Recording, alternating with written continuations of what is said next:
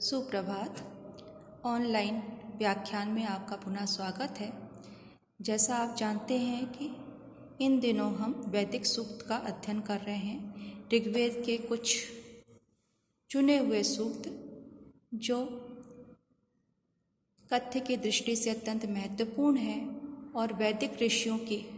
जो निरंतर विकसित होने वाली मेधा का परिचय देते। विकसित होने वाली इस अर्थ में कहें कि वो एक स्थूल रूप से जब हम प्रारंभ करते हैं और उसमें सूक्ष्म के स्तर तक पहुंचते हैं, वो पूरा एक ज्ञान कि वो किस प्रकार से हमारे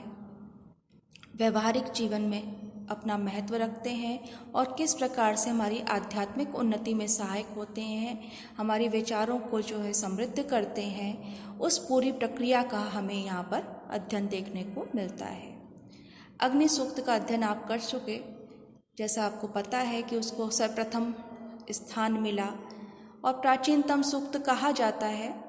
उस क्रम में अब हम आगे वरुण देवता का अध्ययन करेंगे, वरुण सूक्त का अध्ययन करेंगे। सूक्त का अध्ययन करने से पूर्व वरुण देवता का एक सामान्य परिचय प्राप्त होना आवश्यक है। इस दृष्टि से मैंने इस वीडियो को बनाया है। वरुण सूक्त जो है आपके जो सिलेबस में है वो पहले मंडल का 25वां सूक्त है।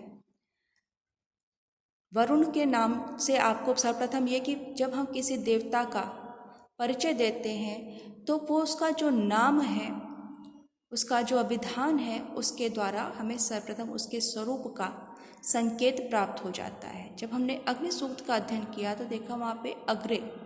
सर्वप्रथम जिसका हम पूजन करते हैं उस रूप में वहाँ पर अग्नि का वंदन किया जाता है। अब जब हम यहाँ पर अध्ययन करते हैं तो वरुण का अर्थ होता है, ये वर धातु से इसकी व्युत्पत्ति मानते हैं, इसकी निष्पत्ति मानते हैं। वर का अर्थ होता है आवरण करना, आवृत्त करना। तो जो देवता अपने सुरक्षा कवच से संपूर्ण प्रजा को, जीवों को आवृत्त किए रहता है, अर्थात जिसके सुरक्षा के घेरे में हम सब स्थान पाते हैं, विश्राम पाते हैं, उसे हम वरुण देवता कहते हैं। अब वरुण देवता का जो स्थान है उसको हम स्वरूप के आधार पर हम कह सकते हैं उसको आदि भौतिक देवता के रूप में उनको स्थान मिला है। जैसा कि आप सबको पता है कि वैदिक देवताओं को आदि भौतिक और आदि आध्यात्मिक इन दो प्रकार से हम श्रेणियों में रखते हैं। तो वरुण देवता को हम आदि भौतिक श्रेणी में रखते हैं, लेकिन इसके द्वारा हमारी आध्यात्मिक उन्नति भी होती है। तो और जो सामान्यता माना गया है, इंद्र और अग्नि के पश्चात इनको एक प्रकार से संख्या की दृष्टि में यदि हम सूक्त देखें तो वरुण को तीसरा स्थान प्राप्त होता है। अर्थात ये वैदिक काल के अत्यंत महत्वपूर्ण देवता हैं, प्रमुख देवता हैं, जिनका हम अध्ययन करने जा रहे हैं। तो यहाँ पर वरुण का जो स्वरूप है, तो वहाँ जब हम इन मंत्रों को पढ़ेंगे तो स्पष्ट होगा कि उनको हम दंडनायक के रूप में देखते हैं, राजा के रूप में देखते हैं,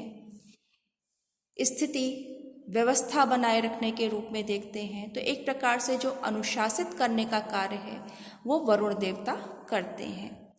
जो आप 21 मंत्र पढ़ेंगे उसके अंदर उनका वो स्वरूप हमें उभर करके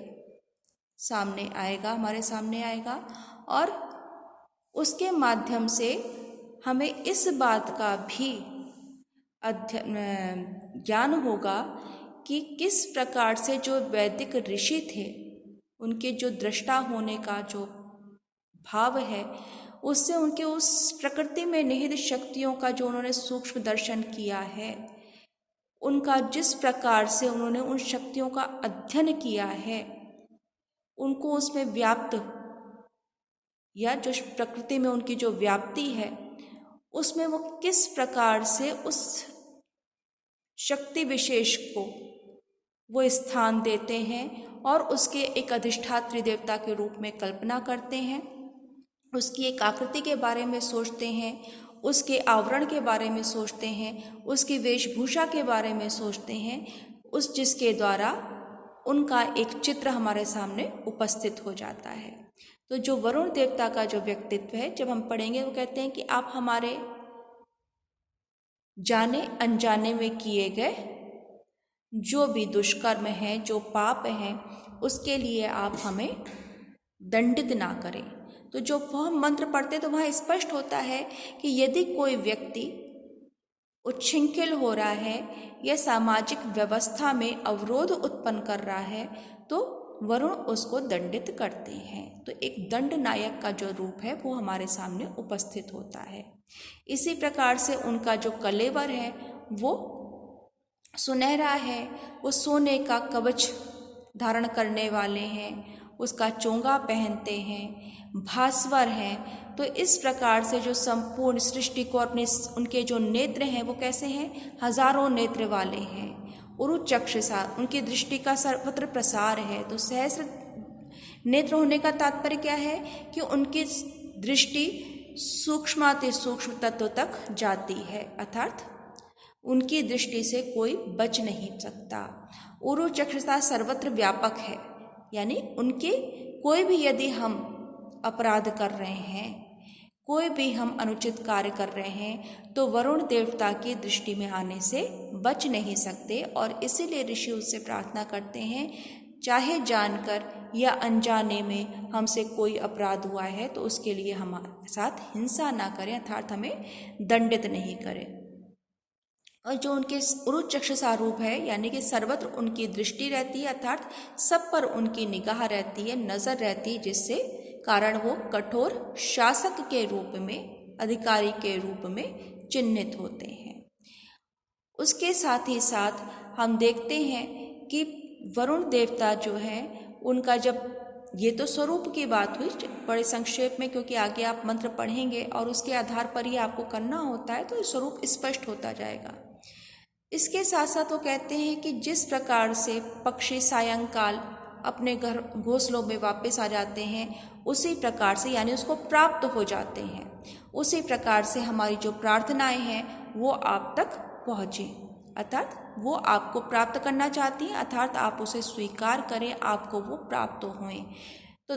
जिस प्रकार से पक्षी का संबंध उसके नीड़ से है कि वो कहीं भी घूम फिर ले लेकिन सायंकाल वो अपनी नीड़ में वापस आ जाता है, उसी प्रकार से मैं इस संसार में आया हूँ लेकिन तुम्हारे नियमों से बंधा हुआ हूँ, तुम्हारे साथ बंधा हुआ हूँ। तो मुझे मेरा जो परम लक्ष्य है, सायंकाल लौटने का अर्थ यही है कि मेरा जो परम लक्ष्य है, मेरा जो ठौर है, ठिकाना है, मेरा जो आश्रय है, वो एकमात्र तुम ही हो, तुम मेरा नित्य आश्रय हो। तो मेरी जो प्रार्थनाएं हैं वो तुम तक निरंतर पहुँचते ही रहें। अब वो सृष्टि के मर्मज्ञ हैं, सृष्टि को जानने वाले हैं, जो पृथ्वी स्थानी हैं, जो जल में निवास करने वाले हैं, जो अंतरिक्ष में विचरण करने वाले हैं, उन सब के मार्ग को जानते हैं। तो यहाँ पर जब हम बात करते हैं कि जो पृथ्वी पर रहने वाले हैं, तो पृथ्वी पर रहने वाले जीवों को जानते हैं, वो उनका जो भी विकास हो रहा है, वो जो भी नए नए आविष्कार कर रहे हैं अपने जीवन को सरल बनाने के लिए, उन समस्त आविष्कारों को वरुण देवता जानते हैं। इसी प्रकार से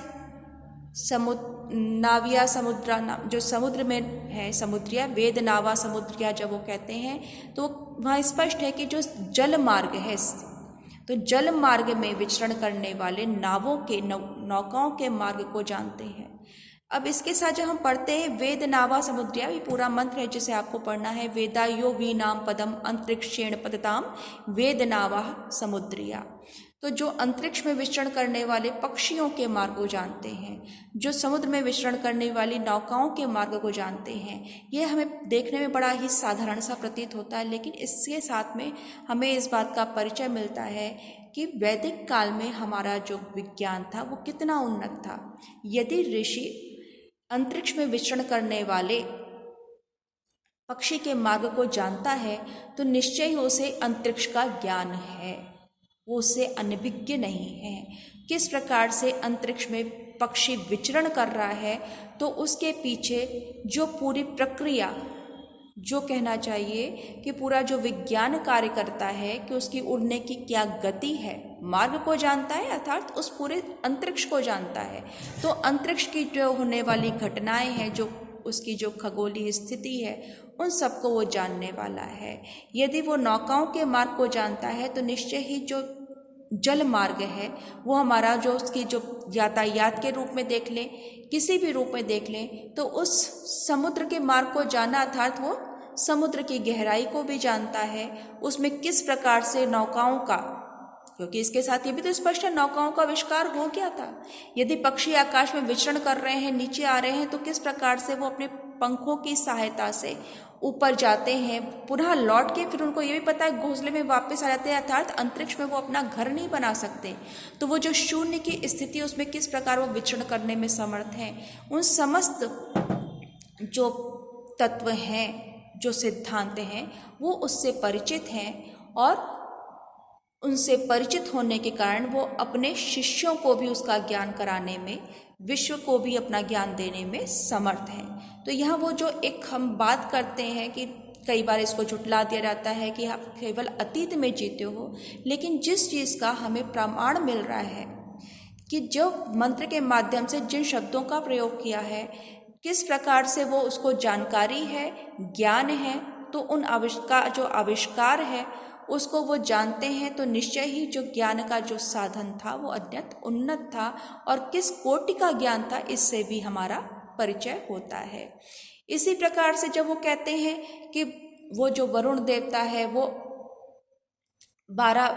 महीनों को जानता है, उसके दोनों पक्षों को जानता था, जो शुक्ल पक्ष और कृष्ण पक्ष है उसको भी जानता है, उसकी प्रत्येक दिवस को जानता है। उसके साथ साथ वो कहते हैं कि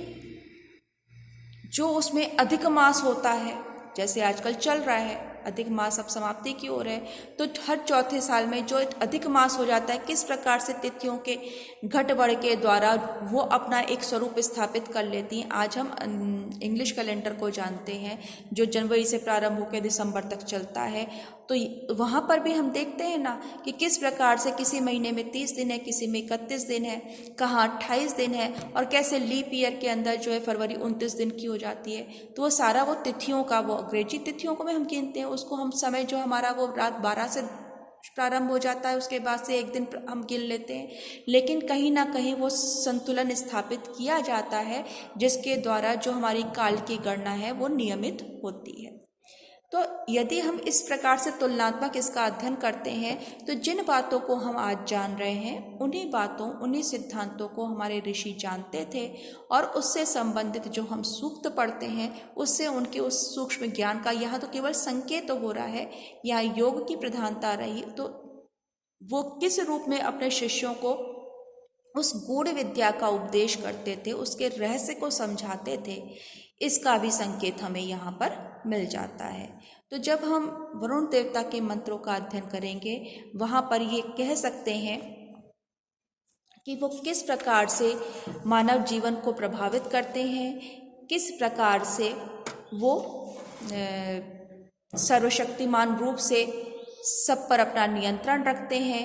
किस प्रकार से उनका जो सम्राट का, राजा का रूप है वो व्यक्ति को नियंत्रित भी रखता है, अनुशासित भी रखता है, और उसके कल्याण के लिए वो किस प्रकार से प्रयत्नशील रहते हैं, उनको किस प्रकार से उन पर अनुग्रह करते हैं, उसका एक